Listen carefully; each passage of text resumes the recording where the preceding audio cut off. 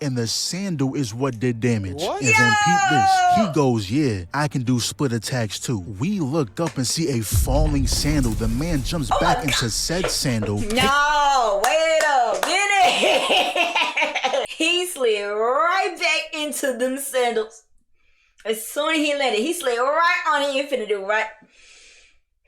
But then I realized why 13 wasn't talking. Why? Because she's a man. 7 was actually cosplaying as her. Now the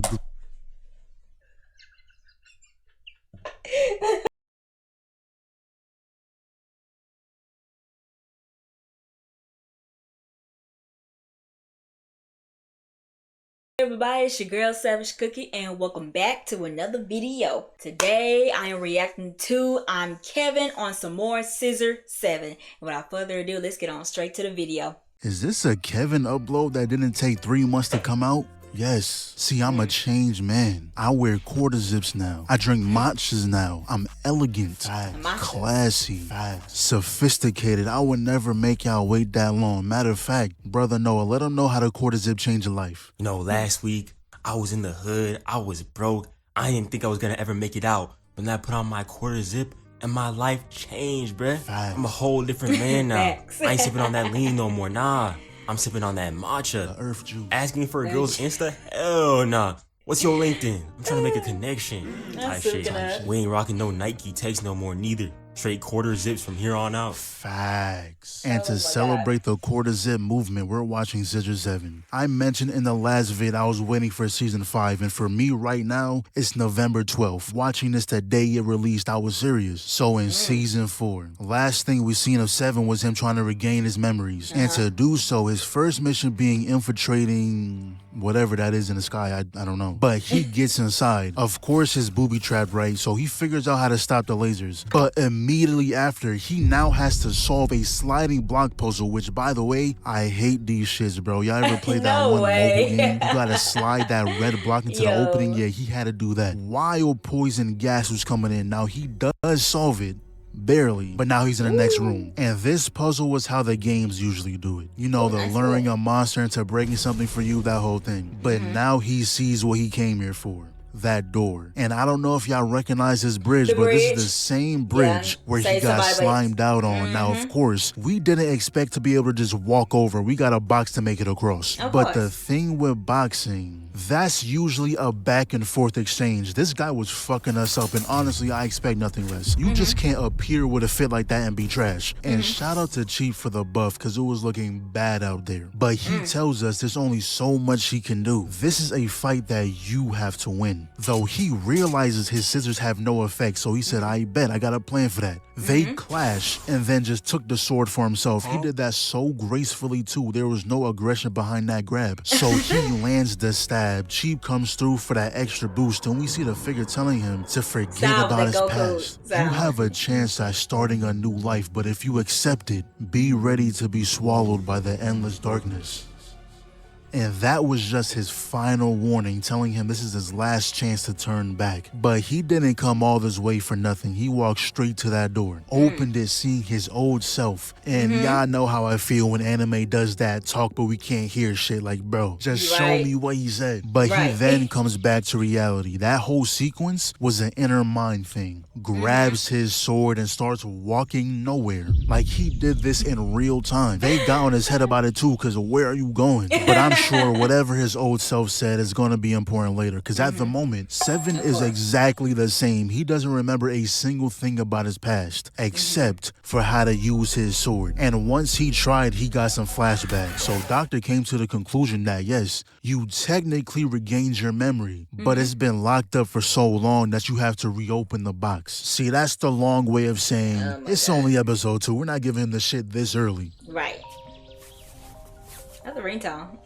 Yo, bro, we whooped that boy's ass. Hold on, check this out. I'm putting that shit on the gram, nigga.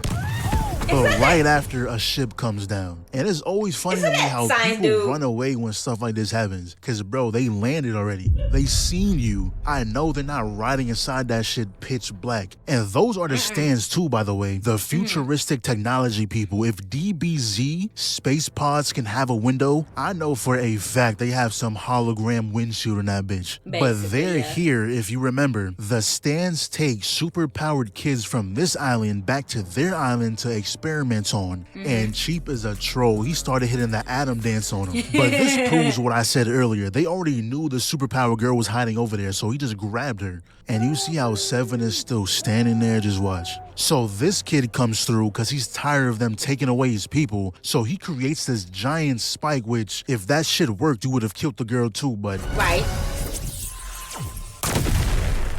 And Seven finally decided to move when it can up his aura points. But once he saw that logo, all of these people are your enemies. They must die. And he took that to heart. Chop dude's arm off. Hold on.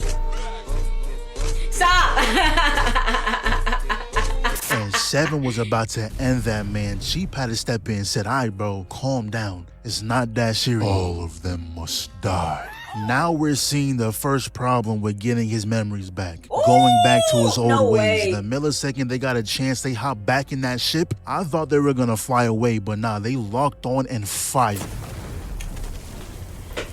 And y'all know when the hair's out, the lion's mane, he ain't here to joke around. And low-key, I'm glad he's acting like this right now. Cause that sword is broken. The old Seven doesn't know how to put that to use. Now, what I wasn't expecting was him to start fighting Cheap. And if I had to choose, I'm putting my money on Cheap every time. He rushes in, blocks his sword with a bare forearm, grabs the wrist, Seven blocks the right.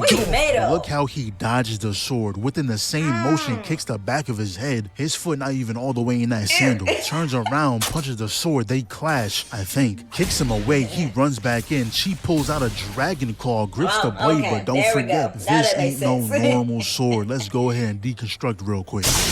Got the first hit. Maybe I put my money on the wrong guy. I take that back. This dude threw out a kick and the sandal is what did damage. And then peep this. He goes, yeah, I can do split attacks too. We looked up and see a falling sandal. The man jumps back into said sandal. No, wait a minute. Wait a minute, man. Wait. He slid right back into them sandals. As soon as he landed, he slid right on it. You finna do right.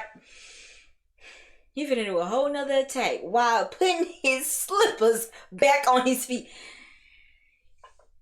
It's my first time seeing a fight like this one. Split attack? Yo, split fighting? Yeah, I see the vision. I like that. Kicks him across the map, and I don't even know what to call this technique. The sandals got a mind of their own. The only thing hitting Seven right now are those sandals. And that junk is extremely effective. Done knocked the sword out his hand, but don't forget, he can control that shit like Mjolnir. To me, my blade. And look how he deconstructed the blade for no reason. He could have just called over the entire thing. This goes into my point from earlier. This version of Seven has been gone for so long, he knew his aura was depleted. Gotta build that back up. That's why he just did all of that for no reason. And I can't do nothing but respect it. This is an extraordinary display of aura cultivation, and it truly only gets better from here because Cheap blocks his attack. Seven deconstructs the blade. Cheap redirects the pieces, sending it back at Seven, and at this point, y'all are just throwing each other lobs. This is not a fight. They're both just going for clips. And one thing I love about this show is that even though it's goofy, it has substance to the goofiness. Like, he stopped the blade with his toes at the same time, telling him, and I quote, "You have all that power. What is it for?" Like he's dead ass trying to teach him. And just like that is over. And apparently that sword is called the Blade of Malevolent Spirit. And every time he uses it, it consumes his chi. Hence why he collapsed a second ago. And now he can only use it for a minute each fight. And if he uses it more than 5 times, he dies. Apparently. And before he left, Cheap gave him this bag and said, "If your back is to the wall, open it and take a look." it might just help you out. Like, nigga, just tell me what's in the bag. Why everything gotta be a surprise? But you know it's not Scissor 7 without some side quests. Y'all remember when that one assassin pulled up and raised havoc? He even whooped Stan's ass. Then Red Tooth appeared and the episode just ended. And we never seen what happened after either. Season 4 came out in 2023. I'd be heated if I watched that when it dropped. But now we finally see what happened that day. If you remember, Red Tooth has a demon inside him who is trying to take over his body, but Red Tooth peeped that and was like, yo, what are you doing? This is not how things work. Matter of fact, get out of me. Pause. Then White Fox, the assassin we was talking about, destroys his essence, I guess, then proceeds to get jumped by some hairstylists, and yeah, I'd be mad too. Niggas looking like that, talking shit, I'd be heated. And that's when Stan pulls up, and I say this every time. Stan is one of the coldest characters. His platoon pulled up doing who knows what to this man. Also, deploying hundreds of troops while having his henchmen fix his coat up. And he took him as a trophy. And who the fuck is this? He came through, took the demon and left. Anyway, since all of that was taken care of, Red Tooth decided to fill in for Granny Chairman, and they done gentrified my boy, put him in a suit, slicked his hair back, and yeah, I guess this is his life now. So we cut back to 7 while they're traveling on Swordback, and Birdman must have just got his hands on a new blick, cause at the slightest inconvenience of this dog man not wanting to switch spots, he pulled that shit out immediately, was ready to take a life over a seat. 7 is now least of our concerns. Birdman needs to be watched. But while they were on this trip, this guy happened to get on. Now, he did help us the last time we saw him. He fought that one guy with the bad fit, but we also found out that 7 was the one who killed his master, so he stood up and told him, hey, let's duel. Right here, right now on his flying sword. Let's fight to the death. And then we found out he got rage baited. Fighting 7 wasn't a decision he made on his own. The dude told him, hey, you know he killed your master, right? Why are you fighting me? You should hate that guy. I actually recommend that you leave me alone and go get your revenge. Pussy. Oh my God. And that was the icing on the cake. He had no choice but to give in. He used the forbidden word. So he dodges all these attacks, blocks the knee, and I can already see it now. Maybe one day we'll get that Scissor 7 fighting game. This is a perfect stage. And even after almost dying, this man still wants to box, which I guess that's the point of fighting to the death. Hey, yo. Legs wrapped around the waist, maintaining eye contact? Nah, reset the battle. This is not an optimal spot. So he runs back in. 7 deflects his attack, and I gotta know, is this thumbs up technique real? Where you counter stabbing their underarms? Now, I'm guessing it's not, but you never know. I had to ask. But 7 then got a flashback of Ponytail's master, telling him exactly how to counter his technique. I don't know why he did that. I guess we'll find out later, but apparently all you have to do is not attack. So now it's a battle of who can tickle the other person the most. Then we cut back to when he was talking to this guy, and we find out Ponytail's master actually got in the way of an assassination. He helped the person the Killer League was after escape, and you know what's crazy? This dude straight up told him directly to his face, yeah, your master, he's a bitch.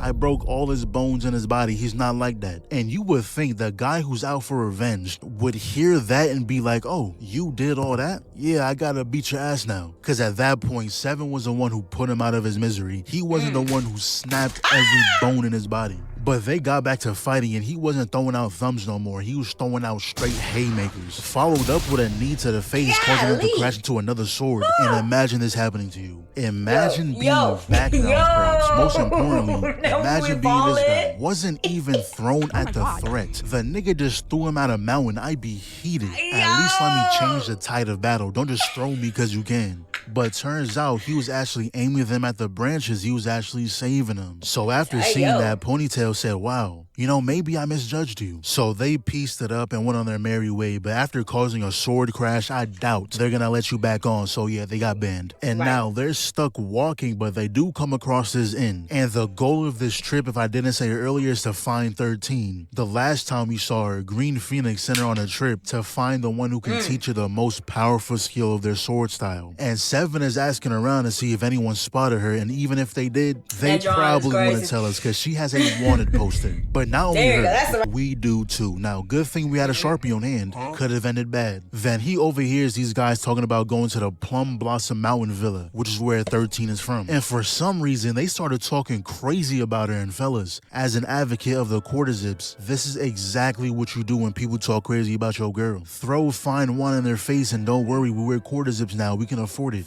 Now, if they're still talking crazy, you know, I don't really condone this one, not really QZ behavior. But if you look at the bottom of your shoe and got a little something there, go ahead and add some flavor to their drink. Now, if you're really about the QZ lifestyle, don't do this. It's not elegant, not classy, not demure. You know what I'm saying? Anyways, he accidentally wiped a Sharpie off his face and everyone peeped he was the one on the wanted poster. Now, we did get some help from the guy in the back who sang a song putting everyone in a music video. Shout out to him, and he actually offered us a ride, which we should have refused. A wagon strapped to a turtle dog hamster thing. What is that? Whatever it is, we'd be better off walking. Not only are we going 2 miles an hour, but the guy is serenading us with nonsense. Have you ever had to suffer through your friends singing over a song for 10 minutes and no matter how many times you tell them to stop, they won't stop? That's exactly what 7 is going through right now. So after a long trip, I can only assume, they made it to the Plum Blossom Mountain, opened the doors, and we see Steve holding that man in a 7-day lock while the old man is holding 11, aka 13's sister. So they then tell us how they got here in the first place. 11 came here to take something of hers back. Steve is just her +1.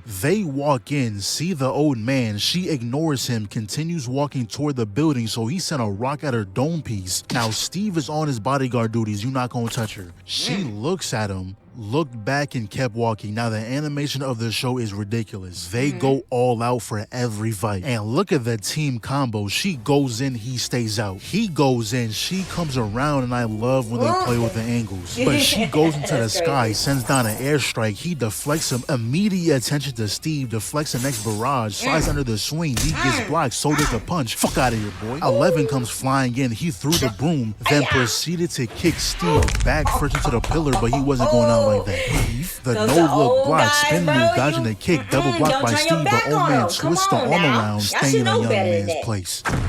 But peep the excellent chemistry. She grabbed him and threw him right back to action. Though old folks in anime can never be underestimated. He threw the broom into the sky, missed, and she thought that was an opening, but it was far from it. Broom came right back down, landing directly on her spine. And Steve, knowing he couldn't beat him, he put him in a 7-day lock. And old man couldn't just let 11 walk free, so he tied her up. And with this specific spell, if you get trapped in it, you can't use any force. It just stops you from doing anything. So 7 tries to, use his scissors, immediately gets trapped. Birdman also got trapped, so I guess they sat here for a few days until finally someone walked through those doors. The master of this place came back, but not only that, he's scared. He's scared. But before we get to the reunion, we gotta see how she pulled up. So Green Phoenix told her to meet someone who can teach her that secret technique. And that someone just happened to be her own father. Now, of course, he wasn't just gonna let you hide within the trees. You want to see him about it. So she accepts the challenge. The fit immediately gets disintegrated. Comes from behind, and anyone with white hair, just leave him alone. This guy, Phoenix, the Shadow Killer's leader, and I would hate to go full force with a sword at someone for them to jump back, putting their finger on the blade just to show us he can. He did that just to flex. And then he proceeds to not only dodge everything, but grabs a stick and broke her mask with it. So it's finally time to attempt that powerful technique. Now, mind you, Phoenix only had time to give her a crash course. He couldn't go into full detail. She has the basics down, but not enough to do damage to this guy. I mean, she cut the stick if that counts for something. Anyways. It's that girl. I know she's gonna fight. She gonna stop with the Michael Jackson. Stop with the Michael Jackson. Is this a friend of yours? I know she's finna say something negative. It's gonna be negative. Negative. It's not. Told you. Told you. I've walked through a lot of shit, and I've done a lot of shit. But I'll tell you this: one thing I would never do is get fucked over by some girl I was just trying to love. I'm a good dude. You get that?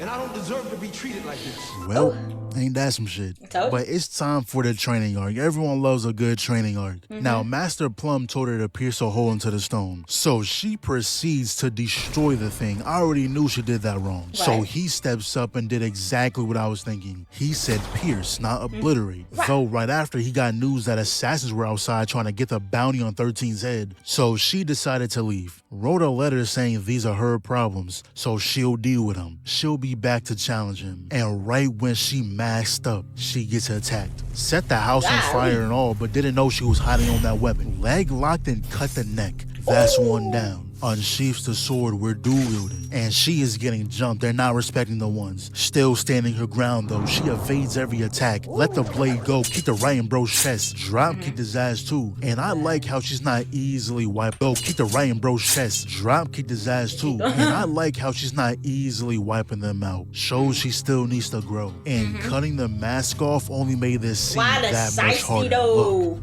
that's a wallpaper. Yes. And then it fades to black. I know we're never gonna see how that fight ends either. I know how y'all move now. You ain't gonna catch me. Next time we see her, she probably gonna be ore farming or some shit. But what we see now is the leader of the Shadow Killers activating another robot assassin because Phoenix bodied the other one. But the fact that he's even here means he won that fight against Phoenix. He tells us that he's locked up in some valley, but Phoenix wasn't his only worry. The fact that his disciple, the fact that 13 is still out there makes him uneasy, and that's how it should be. Respect Big 13. But he wants them to use Phoenix as a trap to lure her in. Now, from previous events, obviously I need some help, so welcome our new recruit, number 9. And this is exactly who I've been waiting for. I seen the clips, and he was like, nah, I don't need him with me. I can go by myself, and shorty, I don't know why you laughing. Had to let him know real quick. Anyways, we cut back to 7 and they threw us in jail. Wow. Why? I don't know. We came here with a gift basket and they still threw us in here. So if using that sword, we was able to cut the ropes, but apparently that old man just likes sitting in the dark. But when he cut off his hair tie, I swear everyone in the show is Dr. Doofenshmirtz. The second his hair came down, Perry the Platypus, like you couldn't tell that was 7 the whole time. But obviously they crossed paths before. The old man actually isn't an old man. His prime was like 2 years ago. He was known as the best trap setter. He has never failed a mission until 7 came along. And since he lost, I guess out of fear, he got plastic surgery on his face, somehow changed his entire body structure, all for no reason, by the way. Nigga did that on his own accord. Why? You know when people do stupid shit like you ain't never do a backflip before, why you trying to do a backflip now? That's him. Dumbass. No one told you to do that. But he actually recreated that exact scenario just so he can figure out what went wrong. And since 7 is here, they might as well rematch. And I doubt you're surprised, but it played out the exact same way it did back then. Now, continuing our journey to find 13 again, we overheard people talking about where Phoenix was locked up, so we knew where she was heading. On the way, though, we came across his gravesite, where we happened to run into this guy. They fought in the last season, and what he said after finally put all the puzzle pieces together. He asked if he remembered when they met here 2 years ago. He was also trying to save a girl then too, and that's when it all started coming back. Xuan Wu, a nation built on martial arts, terrified that technology would replace everything, so they made Stern their sworn enemy, started the assassination training program that turned out to work extremely well. It created the most perfect assassin, unrivaled by the world. But with each mission, he began developing his own ideas, even began disobeying the leader. Obviously, the leader wasn't happy and knew he couldn't let a rogue assassin be let free. But how do you kill what can't be killed? Through their heart. No matter how tough you are, there's always something or someone that you hold close, and in his case, it was a girl. So the leader trapped her inside the Divine Beast Tower, knowing the only way to save her would be to slay the beast, but in doing so would make him an enemy of the nation. He did not care. Took the beast down, and everyone that pulled up took them down too, with a girl in his arms, by the way. But after doing all that, she slaughtered him out. The girl has been arranged from the very beginning. Meeting 7, getting close, all of it was a part of the plan. All he was a tool, an assassin made to protect the nation and disposed of after, making way for someone to take his place. And he was full on ready to fight 7 right there and now. But he refused. He accepted his old self, saying, "My past may speak of who I was, but it has no say on who I am today." The past may remember me one way, but the present knows me as someone new. Hold on, one more. The self I carried before is a memory. The self I carry now is alive. The 7 said, Fire. Fire. Put that in the book. Put that in a painting. I will put that motto on my wall immediately. Yes. Yes, yes, yes, yes, yes. Wow. Just... This is a chance for him to start a new life. He noticed the knife the girl used wasn't coated with a lethal poison. All it did was make him lose his memory, so she must have wanted him to forget this life. Forget all his problems and live for something good. Next thing we see is 13 arriving at this place where Phoenix should be at. And I'm loving this vigilante arc. Like, she's barely said a word this whole time. Just straight action. These little grunts pulled up, jumped in the air, threw the spear down, and stood on it. The next wave comes in, sliced the first one, jumped off the spear, kneed the second, still in the air, cuts the third, grabs the spear, drifts to the other side, took his ass out, knocking him down one by one. They actually ended up destroying the raft, but no problem because you're gonna give us a ride. Kicks off and all the way down, slashes the rest. And you know she gotta hit that landing. And that's when we see Phoenix. Got him locked up by Tai Lung, but of course, it was a trap. We knew that already. That wasn't the real Phoenix. But then I realized why 13 wasn't talking. Why? Because she's a man. 7 was actually cosplaying as her. Now the...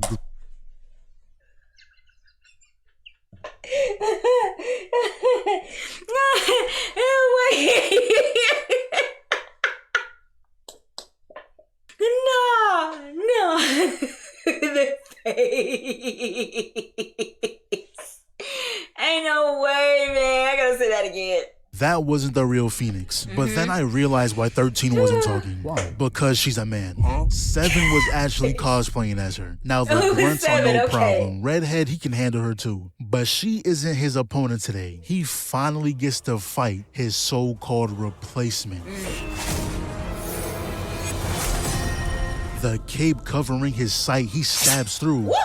Or so we thought. The guy threw it, blitzes behind, and slashes the back. And made sure to put the drip back on, yo. I kind of fuck with this guy. Not only is he faster, he's also stronger. And the second he seen the type of sword 7 was using, he said, hold on. I kind of want to try that. Blitzed in front of him, knocks the sword out his hand. Get your ass back.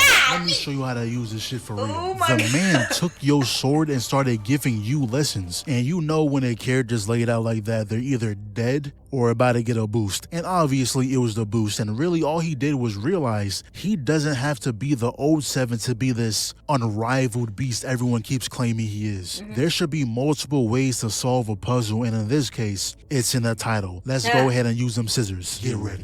Weave, duck and roll, and my goodness. Look at the animation. They upped it even more from the last season. One thing that does it for me is the angles. When they switch it up like this, sensational. And it's about time we took our sword back. He thought it was an opening, but he sheathes the blade. Making my shit back, bitch. Matter of fact, hold it for me. Got that nose leaking. Had to take his cape off. He was getting riled up. Now, the special thing about his sword is that it's extremely sharp. You can't just block it, you gotta deflect. And he actually disarmed him once again. Yo, 7, lock in. Come on, grabs the hand to me, my blade. Ooh, but the armpit. Ooh. Not only that, shout out to Cheap for teaching us this technique. We got split attacks too. Then he sends out the scissors, but turns out it wasn't actually his scissors, it was his blade. Yo, okay. This move for you. 9 still ends up blocking the attack, even dodges the follow-up, and 7 was like, damn, you're good, but I'm better. The whole time he was charging up his scissors to the point where it was even sharper than his blade. You can never replace the original. But of course, that wouldn't be enough to defeat him. The difference between him and 7 is that 7 has a heart. That man is a pure demon. And now that he's like this, the other assassin had to step in and close them all inside the mountain. And this is when we see the actual 13 show up, and the leader himself made sure to pull up on her too. Like, bro, this is your second time doing this. You shouldn't be allowed to leave your den. The boss should stay in the boss arena. And you know what they do? Fade to black. Are you serious? Yo. They love ending on these cliffhangers. But yeah, that's season 5. I really like the direction they're going with it. Went from goofy with a side of story to story with a side of goofy, and I fuck with that. Hopefully we get season 6 soon. And I would also like to give a huge thanks to the Scissor 17 for hooking me up with some merch. Now, I know I was talking about the quarter zips a lot, and I love the QZs, but a nigga like me prefers a jacket. Looking real elegant, real classy, real sophisticated. Ladies, hit up my LinkedIn. That's what you look like, okay? That's what you look like. I actually wasn't expecting this, though. I made that first vid for fun, so you know it feels nice that they reached out, said they liked the vids, and wanted to send something over. It's a nice change of pace. Usually, I gotta worry about niggas striking my shit down, but they actually show love. Scissor 7 will always have a special place in my heart. Now, as far as to what they sent me, of course we had to get 7 sword. That was a guarantee. Oh, man, that's an umbrella. awesome, man. And y'all know they say about opening umbrellas indoors. I did it just a little bit, though. Yeah, I lied. I opened the whole shit. Never mind. I don't know what I was talking about. But my personal favorite, though, is the figure. I ain't really have anywhere to put it, so at the moment it's chilling on top of my shelf. And if you want to pick up any merch for yourself, head over to ahamind.com. Get yourself a little something. But once again, Scissor 7, thank y'all. And if y'all ever need a random voice for a background character, you know, season 6, I got you. You got my number, emails. You got my email. But yeah. Yes. Congrats, man. Well, congrats, Kevin. A awesome video, an awesome season. Oh my God. This is one after another. So that was my reaction to Kevin on Scissor 7 season 5. Killer 9. Yeah, that's a pretty bad dude. Yeah, that's gonna be a fight. A real actual fight. Like 7 need to buckle down, like or farm, everything locked down between 9, because that was cool. You tried to get him with the same move, but he literally blocked the next 2. So you need to buckle down. But anyway, I hope y'all enjoyed this reaction video. Please leave a like and please subscribe, and I will definitely see you guys next time. This is switch.